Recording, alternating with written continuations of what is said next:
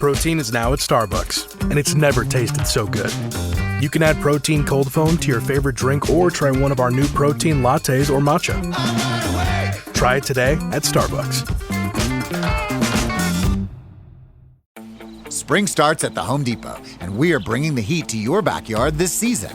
Fire up the flavor with our wide variety of grills for under $300, like the Next Grill 4-burner gas grill that's perfect for hosting your spring cookout. Then set the scene and turn your outdoor space into the go-to spot with patio sets for every budget. Bring it this season with grills that deliver flavor and patios that set the vibe from the Home Depot.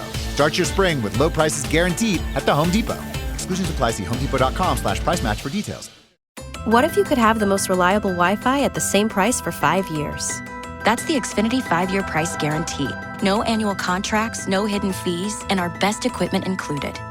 Plus, get online in minutes with same-day Wi-Fi. Just 5 years of fiber-powered Wi-Fi that boosts speeds to the devices that need them most. Lock in your price and unlock the possibilities. Xfinity. Imagine that. Select plans only. Restrictions apply. Powered by fiber. Connected to the premises by coaxial cable. Actual speeds vary. This is the Dan Le Batard Show with the Stugotz podcast. This episode of the Dan Le Batard Show is presented by DraftKings. DraftKings, the crown is yours. I'm gonna bring the energy for this. Baseball. Hi, everybody. Baseball. This is a good show you're doing. This is the Pitch Clock. I decided to watch Pitch Clock. Pitch Clock is coming at you.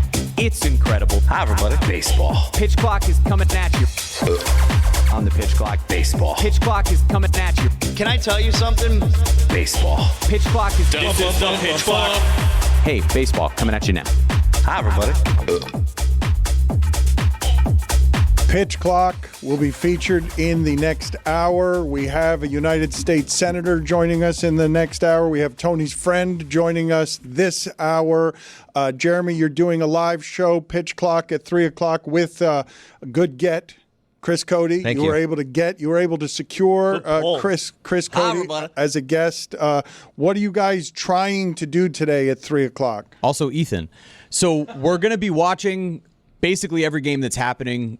Opening day, that was opening night last night. This is opening day. This is what baseball's about. The good stuff. It starts at 1 o'clock, so we'll be getting the back end of the first game today, and then a whole bunch of games start at 2, 3, and 4. So we'll be watching all the games, updating people there, but we will also be playing a couple of our Pitch Clock style trivia games, and we're just going to have a segment called Guys Naming Dudes, where we'll be talking about players from the 90s Or dudes and early naming 2000s. guys? Could be either. Okay. However you prefer. Guys naming dudes, dudes naming guys, but we're going to be talking about old school names that make you happy, like Ronnie Belliard.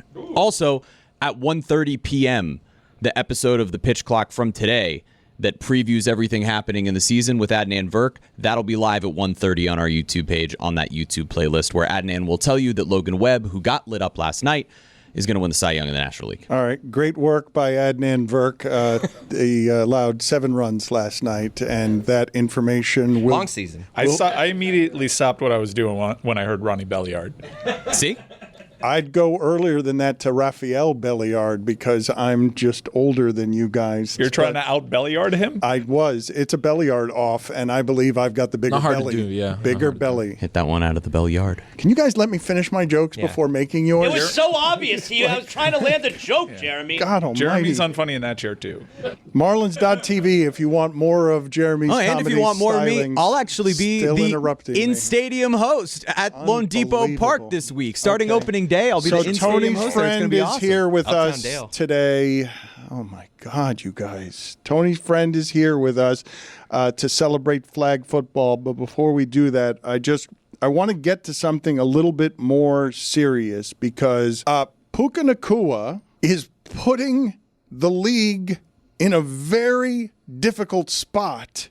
Because he's about to make more money than any of the wide receivers, and he most resembles everything that has happened with Antonio Brown toward the end of his career. The details of this kind of meltdown ran Antonio Brown out of the league after he got a number of different chances. And I want to go through some of what is happening with Puka Nacua because he's now being accused of anti-Semitism for the second time.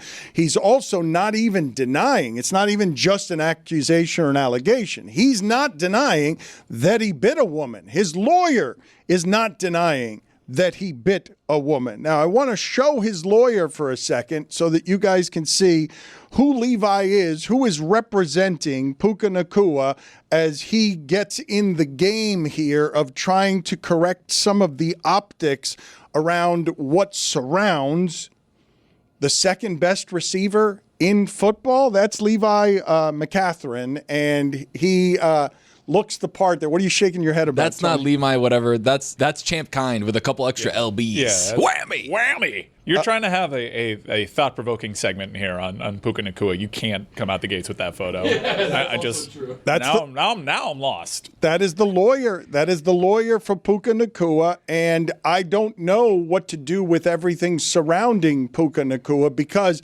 basically all I know about this person as a human being right now is he's exceptional at football. He plays a physical kind of football that makes me wonder if his head's right, given all of the details around his story. Yeah, and he's had some controversial opinions about CTE as well. I don't know if it's because his star continues to ascend, and he's one of the bigger sports stars in that market and in the league. He's highly productive, but his offseason has to be concerning for the LA Rams. Like, I don't think it's unfair to say all of this behavior is super concerning and strange because it's not just the biting accusations, the anti-Semitism. I guess it's Manosphere adjacent too because he did that Aiden Ross stream that started a lot of issues for him. It's his quotes, but there's also a lot of videos of him partying and maybe partying a little too hard, videos of him passed out, which certainly just that alone would be concerning for the LA Rams.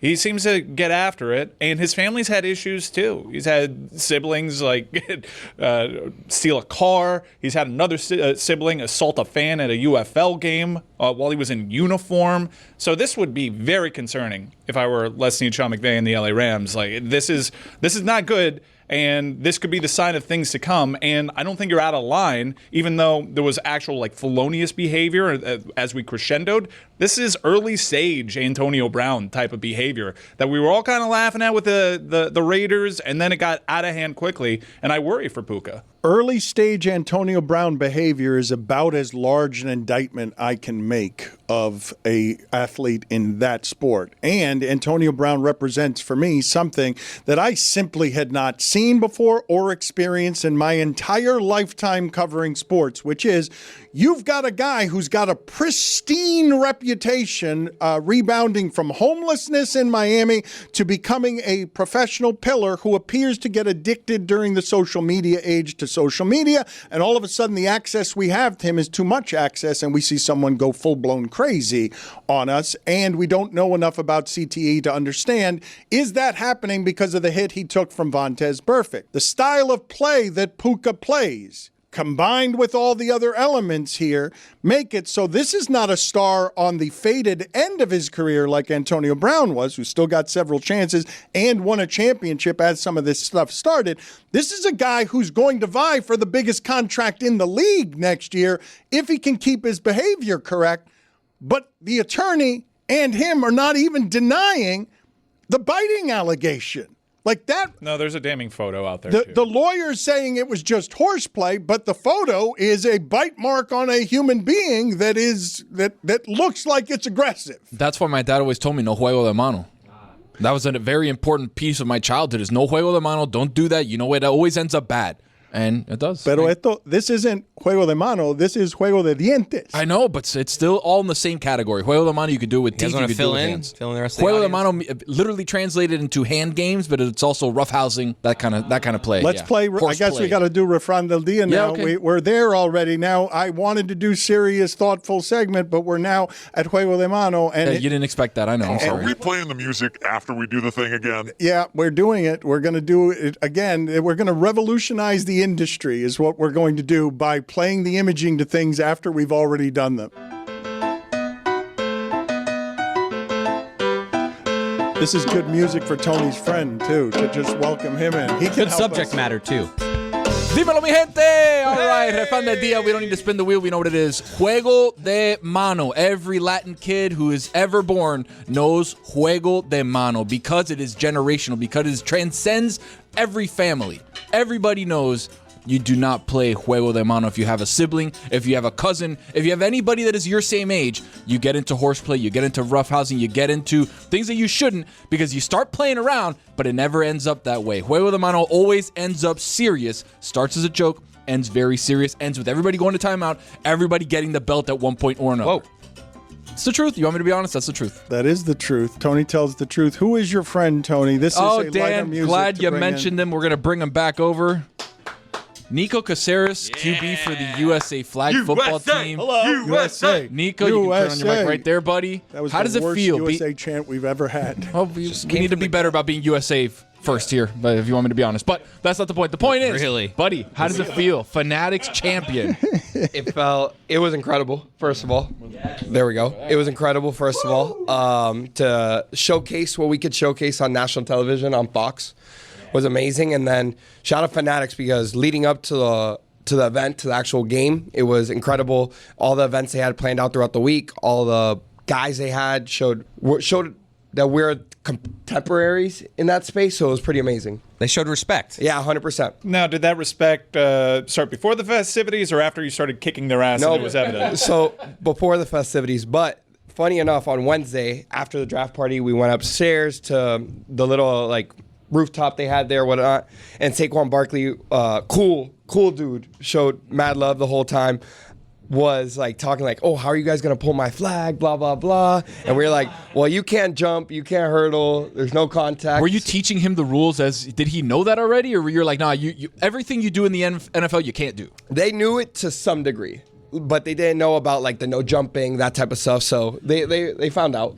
Well, take us through, though, what your expectations were versus what ended up happening. For those of you who do not know, incidentally, the pros, Joe Burrow, Tom Brady, Stephon Diggs, Rob Gronkowski, I'm guessing that they thought they were going to win. I believe that most of the people watching thought they were going to win without understanding that flag football is totally different from professional football. It's quickness. You don't need strength for anything. You have to be super quick, super precise. How did it go compared to how you thought it was going to go? I always knew, and I could say as a team, we always knew we were going to win the game, I would say. Wow. We felt confident. I mean, we do this all the time, so it's a difference there. They're picking this up on a week. Some might have been training for it, but for the most part, they're training for the NFL. That's what their job is, right? So we always knew we had confidence that we were going to win. I just thought personally that we were going to get more scoring from them because of who they are, per se, but you could tell how much the rush affected stuff, that they're only 7 yards away. They didn't have a blocker, so that affected things, and then the nuances of the game affected it also. So it was easier than even you thought. You knew you were going to win. You did not know you were going to blow them out. Correct. Yeah. And so it was easier than you thought. There wasn't nerves or anything. You guys were convinced, they're not going to be able to do the things we do. We've trained for years for what we're doing. They haven't trained for any of this, and it's a different sport. Correct, and I think that was on full display. But say it was easy. He kind of did. They're still NFL players, so I'm going to give them their respect. He's kind of doing that. One thing that really jumped out in watching it is guys like Saquon in the NFL, they look super explosive, but power is such a huge part of their game, and power is not really needed all that much in this sport. The better athletes on television were on Team USA because they were just so much quicker. That was crazy, but it's not just that. It's not just, okay, I got a guy that knows how to play on this smaller field and with these rules. Devontae Adams all time is one of the greatest goal line target guys ever, and your DBs are blanketing Probably him. a top 10 receiver. Yeah, you guys know the angles, you know how to manipulate the playing surface, and there was one moment during the broadcast where you were essentially explaining the game to Gronk, and he was really receptive, but in my mind, in all of sports, I can't imagine a more difficult person to explain rules to anything when it comes to rules of any kind than Gronk. So how did that go? Actually, it was the complete opposite. I mean, he was just asking a bunch of questions when do you know, what it said on the broadcast, when do you know when to go in and stuff like that. And I had to relate it. I played tackle football. I played in college at a small D3 in D.C., but I had to relate it in that way. I was when do you know when to go in? I'm it's like a package. It's if it's two tight ends, you're in the game. If there's one tight end, you're in the game. So it's similar in that regard. There's something about college hoops this time of year where you tell yourself you're just going to casually watch one game, and suddenly your entire night is gone. That happened to me the other night. I was planning to stay home and keep a game on in the background, maybe pretend I wasn't checking scores every 5 minutes. Then a text comes in. We've got multiple screens set up. That's how they get you. So I said, yeah. I grabbed a pack of Miller Lite on the way. A little while later, nobody's casually watching anything.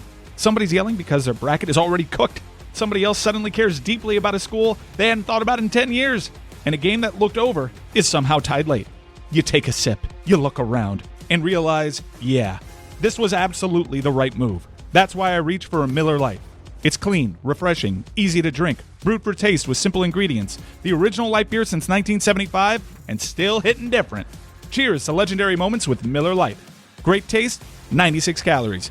Go to MillerLite.com/Dan to find delivery options near you. Or you can pick up some Miller Lite pretty much anywhere they sell beer. It's Miller time. Celebrate responsibly. Miller Brewing Company, Milwaukee, Wisconsin. 96 calories and 3.2 carbs per 12 ounces. You guys hear that? That's the sound of my calendar flipping over to March. Yes, I know March is more than halfway over. Don't bog me down with details. Just stick with me here because March means one thing. It means college basketball insanity. DraftKings Sportsbook, the #1 sportsbook for live betting, is built for March. The tournament is unpredictable. Kind of like me, but the rewards are guaranteed. And DraftKings is delivering some of the most generous rewards on the market. Are you new to DraftKings? Bet just $5 and get $200 in bonus bets instantly. Download the DraftKings Sportsbook app now and use code DAN. That's code DAN to turn $5 into $200 in bonus bets instantly. In partnership with DraftKings, the crown is yours. Hey, who wants to hear me do that crazy noise again? I do.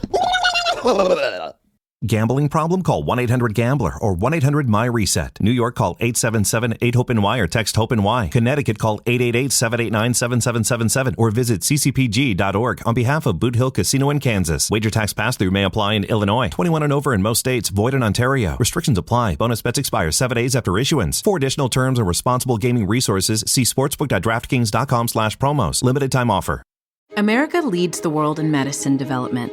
It matters. We get new medicines first, nearly 3 years faster. 5 million Americans go to work because we make medicines here at home. And not relying on other countries keeps us safe. But China is racing to overtake us. Will we let them, or will we choose to stay ahead? When America leads, America cures. Let's tell Washington to keep us in the lead. Learn how at americacures.com. Paid for by Pharma. Dan Le Batard. To us residents. Oh, wow. That's pretty It's in there. It's better. Think I haven't been practicing? Stugotz. Oh. I didn't realize we had a substitute complicated legacy. Brought to you by Headquarter Toyota. 441 Powerline Road.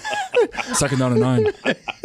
This is the Dan Le Batard Show with the Stugotz.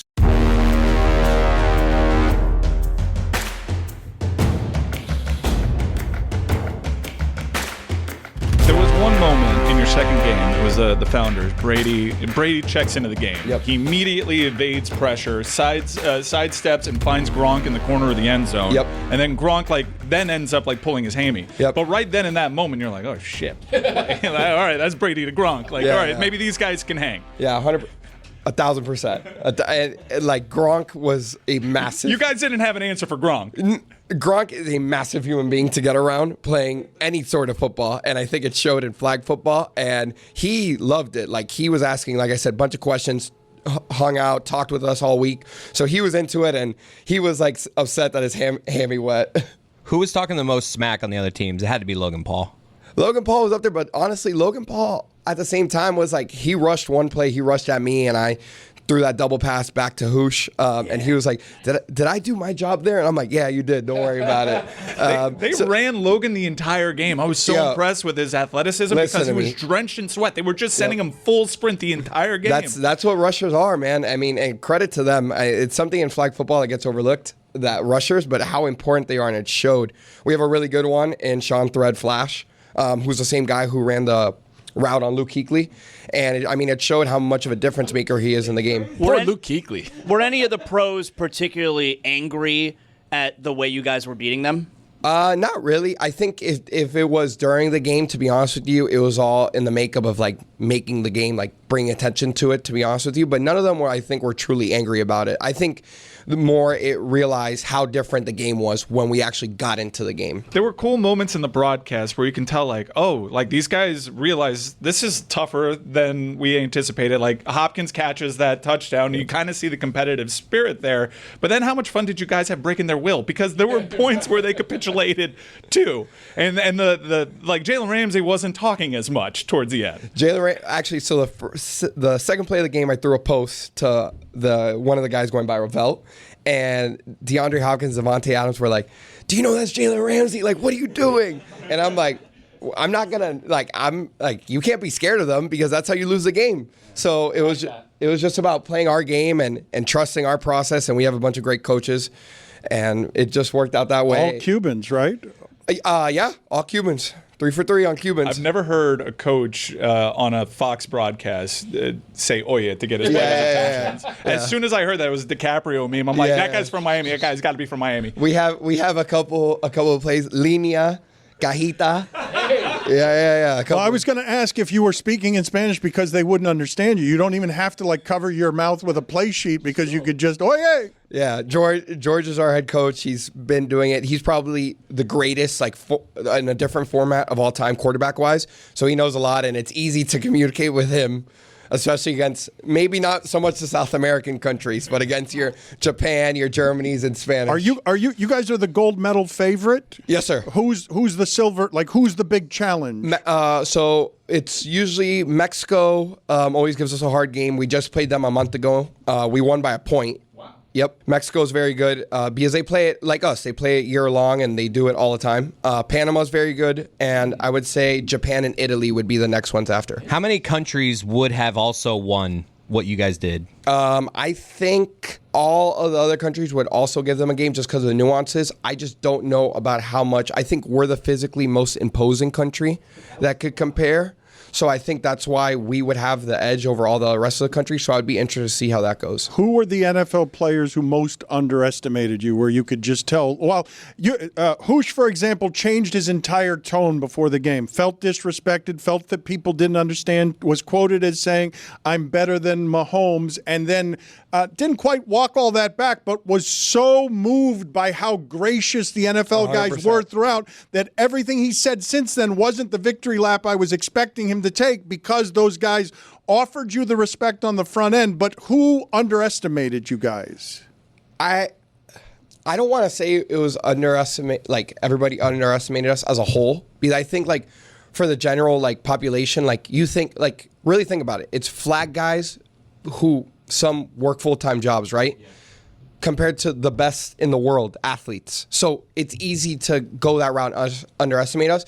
But I think the more they realize going into Saturday what they got themselves into, they realize it was that much more of a different game. So the disrespectful stuff when this came out about it being in the Olympics, right, and NFL players wading in the water saying that they would like to be a part of it, you guys probably, I know Hoosh was vocal, taking exception to it. Guys, this is a totally different game. Yep. Just because you've done this in the league doesn't mean that you can come take our job. But who out of those two teams do you think, NFL guys, that can actually give it a go for the Olympic team? I would say the hard part is the fact that their OTA season and whatnot coincide with... Right, but Odell had an incredible catch, and he's out of the league. There's no doubting receivers' talent. No one's going to sit here and say Justin Jefferson and Odell Beckham can't play at the same time. But at the end of the day, if you look at how much are they really going to commit their bodies to it? Because as you see, Hoosh and Velt and Pablo, the three guys running around, they're 5'8", 145, maybe.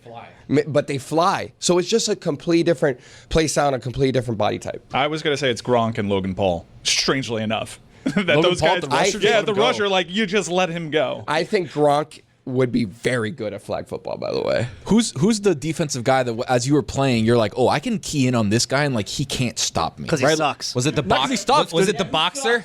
Terrence Crawford, maybe? Bud Crawford. There will be that. We're going to talk shit about Bud Crawford? On the broadcast, they seem to be targeting Terrence Crawford. He's the only non-football player out here. I won't sit here and disrespect arguably a Mount Rushmore boxer of all time. But he was leading up to the event.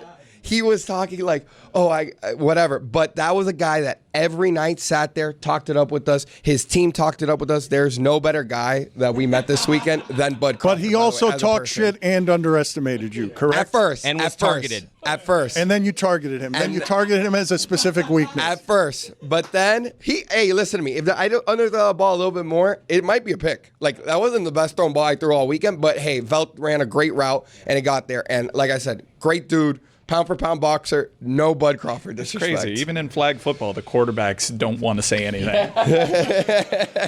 Take us through the specifics of the awe and the expectation when Brady hits Gronk, when you realize what you're in the middle of. And Mike texted me that he got goosebumps with Brady walking out. The jog. When he did the Brady jog. Out because you knew that he was watching in the locker room like, shit, these guys are good. So, like, he's going over with his coaches, and he does the trot out there, and he's looking intense. And then his very first play, he recaptures the magic with Gronk. I imagine for everybody, even the pros, got to be like, holy shit, he still has it. Like, that's cool. Brady to Gronk one last time. But it's exactly what you're saying. It's unbelievable. It's Brady to Gronk. Like, there's no denying that. And the other thing is the fact that, like, Gronk moves. Like, I don't want anyone to underestimate that. Gronk could move on that field. That was my main takeaway. Is like, if he doesn't pull his hammy, I'd love to see how that game played out because Gronk still is unguardable and he still has the gifts. Like, he can go. Yeah, it's incredible. And especially in flag football where you can't get you can't play through his body, you can't play contact. So getting around Gronk, you say it was flag tough. Football, you can't do it. They couldn't do it in the pros. Yeah, exactly. That's it's the single greatest NFL combination there's ever been. Oof, Joe Montana and Jerry Rice have an argument to that. Oh, wow. He's doing sports. He's got takes. This guy's got takes, by the way. Yeah. But I think like you guys should seriously consider Gronk because you can't get physical. And in flag football, the body types are totally different. It's all shorter dudes. 100%. It's like Gronk is such an advantage. He just did a great thing right there because he's got me thinking now, Rice is the best receiver ever. Gronk, the best tight end ever. Montana, Mahomes, Kelsey. Yeah, those are the three. But when the Marino Clayton, what are we doing? The reason that I think of... Wait, Dan, I have a question for you. Round out your top Go five ahead, then. Nico. We'll take a little bit of a break. Round out your top five. Well, take it for a walk, Dan. I'm going to go ahead and put Drew Brees to Michael Thomas on there. Over Jimmy Graham? Fun one. Brees to Graham was unstoppable. That too. Let me think for a second here because the thing about Gronk, right? Obviously, Jerry Rice and Montana is unstoppable for a ton of different reasons, but Brady throwing the ball to a spot on Gronk when he's 6'7" is not a guardable play by any human being that's ever existed. What is happening to us? Is it? Is it a guardable play? Do you believe if Gronk had played the rest of that game? Do you think it's any different? I think it's closer for sure. I'm not gonna sit here and like kid with you. I think it's closer. Don't get me wrong, because you even saw like Jalen Hurts was hitting Gronk at ease also. So I think he makes a difference for sure. But I still think that how do I put this? When we're scoring at the rate we score at, if you saw the championship game, they try to slow the game down, try to keep it in their court because if you try going score for score with us, eventually we're just gonna outscore you. So I think that's where we would have ended up like breaking apart if Gronk would have played, but I think it's a closer game for sure. Phillip Rivers, Antonio Gates. That's a good one. Are there any guys in the NFL that you could see like that guy would be a better flag football? Did they do a good job of getting the right players for this? Like, would Kyler Murray be like a better flag football quarterback than he's thought of as an NFL quarterback? Lamar Jackson. I think those two are the obvious ones everyone's going to point to after the game. I also think that there's two like.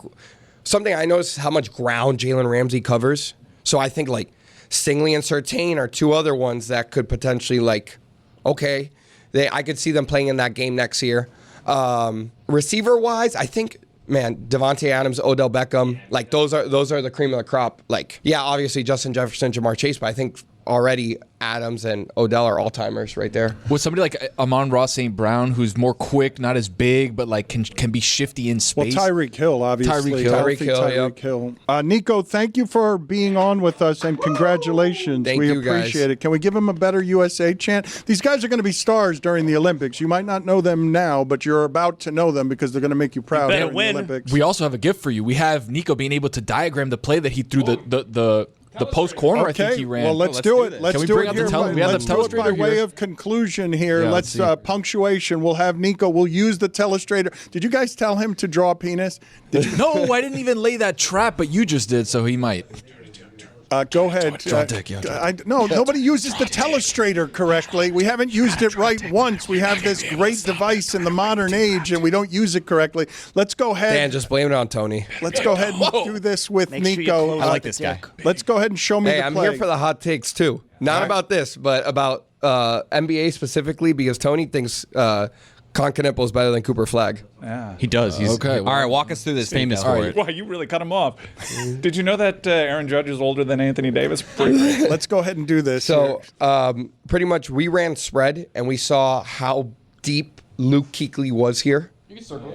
So, yeah, circle him. Luke Kuechly's here, and usually in flag football, when you get a spread concept, you usually get some sort of man-to-man. So we knew that Harrison Smith and Hoosh were locked up. That's it. That is a dick. I'm going to count that. That's a dick. It's one ball. Like from the side. From the side. That's a cock and ball. Speed, Logan Paul and the center were locked up. And then with the slot receiver and Luke Kuechly being so far back, we knew we could run a triple move on him. So that's what we did. It's called a post-corner post. And that's exactly, PCP. Nice. And that's exactly what we ran. No one in the NFL is ever that open. Yeah. There was nobody within 15 yards of him. Maybe because Luke Kuechly was playing strong safety. He was like Unda in that game. Kuechly was upset. Yeah. Look, there's probably he tried so hard, and he is such, like, that is someone that epitomizes, like, great tackle football. No one here is going to say, like, can speak good, like how good Luke Kuechly But the wrong body type for flag. Yes, 100%. He was very clearly frustrated, and he does everything 100%, right? And emotional. You could tell, like, when he just started grabbing the opposing team as opposed to trying to rip at their flags because he was so frustrated that it got to him. So Luke Kuechly is really good friends with our media guys. So they were talking in the week leading up to. Shout out Ryan Anderson. So they have a great relationship, and even Luke, they did a podcast for the Panthers, and even Luke was like, yeah, they saw me in the middle of the field, and I knew it was no good after that. The guy's 20 yards ahead of him, of course. Thank you, Nico. Appreciate the time, and congratulations. Thank you, guys. I appreciate you having me. It's not just something you made. It's the privilege that you get to work with your hands. It's building something that serves a purpose. Proof that you have the grit to keep going. At Timberland, we understand you take your craft seriously, and we do too, which is why our products are built to the highest quality. We put in the work so you can perfect yours, with purpose in every detail and crafted with intention. Timberland, built on craft. Visit Timberland.com to shop. The world moves fast. Your workday, even faster. Pitching products, drafting reports, analyzing data. Microsoft 365 Copilot is your AI assistant for work. Built into Word, Excel, PowerPoint, and other Microsoft 365 apps you use. Helping you quickly write, analyze, create, and summarize. So you can cut through clutter and clear a path to your best work. Learn more at Microsoft.com/M365 Copilot. This Easter, skip the ordinary and whip up something golden with melty, creamy Velveeta cheese. From scalloped potatoes to rich mac and cheese, Velveeta turns every bite into a crowd-pleasing celebration, bringing the extra to the ordinary, transforming simple sides into lip-smacking, satisfying moments. So go on, make it melt, make it craveable, make it indulgent. Velveeta, respect the drip. Visit Velveeta.com/Easter for some recipe inspiration. Don Le Batard. John Zaslow, how you love that catchphrase. Bad news for opposing teams in the AAA. Stugotz. He's all smiles till LeBron's on clutch again, clutch again. This is the Dan Le Batard Show with the Stugotz.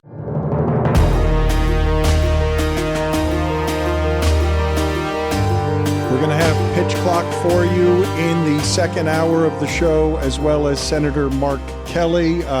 America's under duress, obviously. We've got a bunch of incompetents in charge of our government, and then at the top of it, you've got a dementia patient who's a felon who is hell-bent on making the United States his 7th bankruptcy.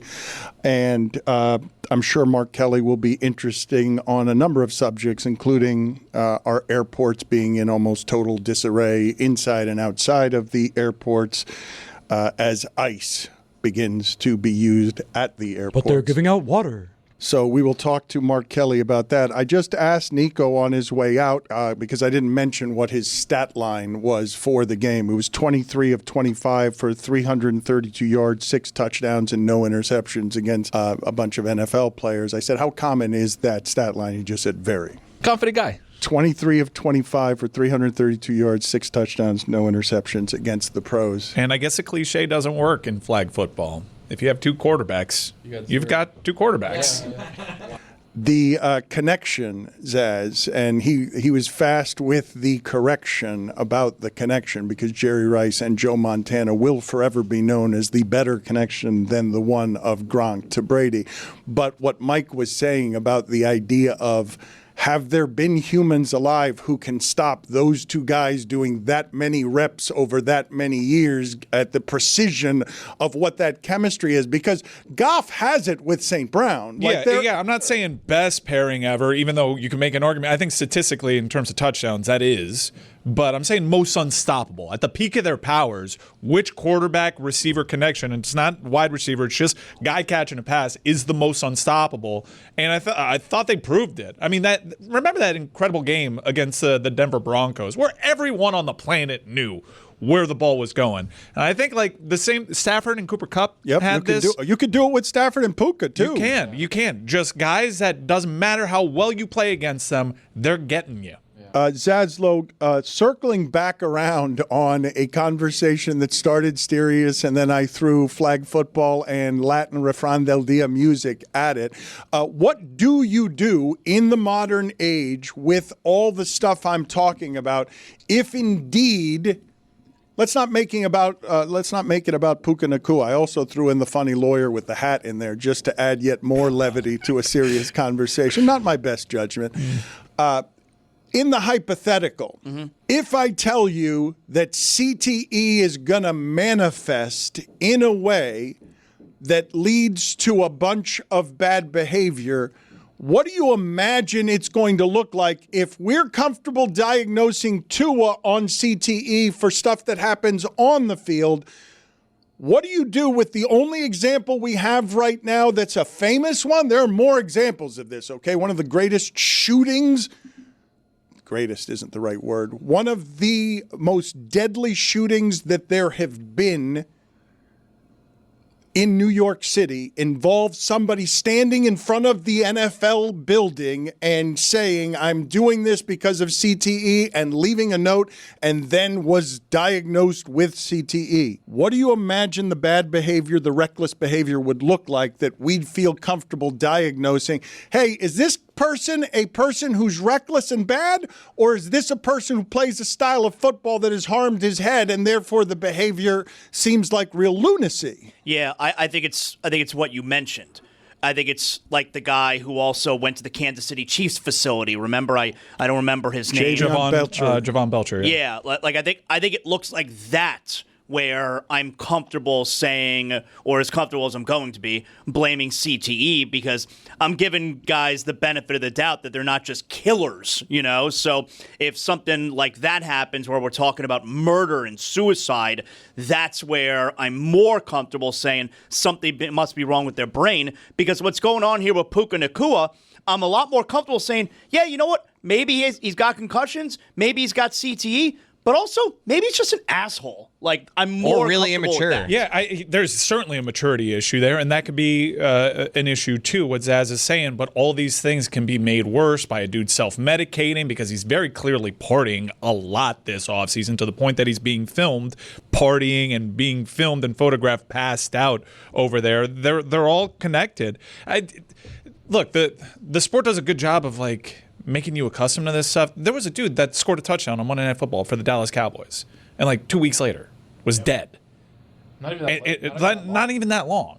Like, we saw him in the end zone in all his glory, and then there was a police chase, and he was discovered to be dead via suicide. And like that, we just move on. Like, there's very clearly, as we all know by now, and as this discourse has become more and more normalized, that while it feels reckless to talk about Puka Nacua these ways, like, that's how it always starts. It always starts there. And I think that sometimes we just brush off like, oh, it's probably headed for a tragic end, but that'll be years from now, so we don't have to do anything about it now and go out there, I'll draft you in my third round of my fantasy team because you'll be incredible for me. There's humans here. And they're victimizing people too now. So Junior Seau was supposed to have taught us this a long time ago, right? Because Junior Seau was a good deal before anything that we're talking about. Zaz is going to the examples of death, which obviously should be the most jarring, but it's not merely death that you have to have in order to get people's attention. You need death and fame. You need both of them to be involved because I just got Belcher's first name wrong. Mike, I'm assuming I don't know the name of the Dallas Cowboy that he's mentioning, but it's not just death. It has to be. We've talked before about the idea of when are people going to talk about how dangerous this sport is in a way that actually alters the behavior, and we've said it's got to be a player dying on the field to get everyone's attention, and that happened for a few minutes, and then he became comeback player of the year. Well, there's also some behavior here that I don't want to just let slide because he's clearly going through something right now. It could be just like a real immature patch and a guy enjoying being a superstar, or there could be something greater. Like his whole take on CTE is concerning, but there's hateful speech here that he kind of got away with the Aiden Ross thing, and we kept moving on. People generally like Puka Nacua, and then it just pops back up again. Why does that mean he's going through something? Again, like, people who are hateful and behave really poorly, that doesn't mean they're going through anything. Right. No, they can just be bad people. Yeah, no, two things can be true, is what I'm saying. Yeah, that's exactly kind of the feeling here, right? Like, oddly enough, as we talk about this, I'm thinking about Kanye, and like when Kanye went on his anti-Semitic tirades, and it was clearly mental health related, but that doesn't mean you let him off the hook for it. And I don't think anybody here is letting Puka off the hook for this behavior. But I think some of the differences that we're talking about when it comes to this specific situation versus some of the others is, while there was self-harm and then also harm of the people directly close to a lot of these players we're talking about, whether that ends in something awful like murder-suicide or there's domestic abuse that was happening. There's now multiple instances with Puka of being like publicly anti-Semitic, and whether it was anti-Semitism, whether it was, like we've talked about, anti-feminism, whether it was Islamophobia, no matter what it is, when there starts to be this like hate that goes outward, you have to wonder about what is inside that person's heart to begin with that might be sort of unlocked. I want to remind everyone, though, that Antonio Brown's reputation was pristine. Pristine. He also sounded different. He talked different. I know that everyone now thinks of a certain thing with Antonio Brown because he still has a murder charge on him right now as we speak. Attempted murder charge, excuse me. In all fairness to Antonio Brown. That is an important... Yeah. He failed at murder. Yeah. That's one way to frame it. We all have our kinks. I'll Google it some more because that one kind of came. It was outside of a dirty boxing event where shots were fired, but we don't know exactly what happened. Look, so murder strong. We've impeded your thought enough, but it was an important correction. But I'd seen this stuff play out, Dan. I wonder what the union has to say about this stuff, because I feel like if I'm Roger Goodell watching the news cycle with Puka Nacua, I pick up a phone and be like, can we check up on this guy? If I'm the Rams, I'm like, can we get our security detail around this guy? Can we protect this guy from himself right now? now? My point on Antonio Brown is when you go from pristine reputation to how we think about Antonio Brown now, because the social media addiction allowed us to have an insight and access to, I'm going to say crazy, that we did not have before. And now you throw in the other thing that Mike said about self-medicating, okay? The style of football that the Rams play that make it so that you can somehow replace the very physical Cooper Kupp with Puka Nacua and not really miss a beat, even though Cooper Kupp and Matthew Stafford represent one of the greatest combinations you've ever seen. If you watch Higbee and their tight ends play, their skill guys have to be so physical that I'm surprised that all of them aren't self-medicating. Like, there are times I'm watching the Rams receivers and I'm like, that dude's going to break physically in half, and Puka is the most physical of them. Yeah, it's very rare for physicality to jump off offensively when it's not like a running back. But that's that's a feature, not a bug. They go looking to draft him in the round they do because they're like, who's going to give us 5 years of you will waste your body for us? Like, Puka Nacua replaced a guy who had more receiving yards in a season than anyone has ever had, correct? Cooper, or was he second? Cooper Kupp had more yards in a season than anyone, and they went to replace him by finding in the lesser rounds, as they're very good at doing, an incredibly physical wide receiver. Yeah, I'm not sure to replace him. And now I'm curious to see why did Puka slide so much in that draft? I'm sure they knew some about that stuff, but there might be people that respond to this. I don't know if it gets clipped. That'll be like, you guys are overreacting. Come on, this is nothing like Antonio Brown. But when we mention Antonio Brown now is a cautionary tale. Forever will be. That guy was a bona fide Hall of Famer. And his last act on a football field was removing his uniform and making a show of it. And we saw it play out right in front of our eyes on our devices. And the seeds of it are not too dissimilar. And I do think that we who cover this sport and who talked about the Antonio Brown thing as it happened are not being reckless by mentioning that, because there is something clearly a little off here.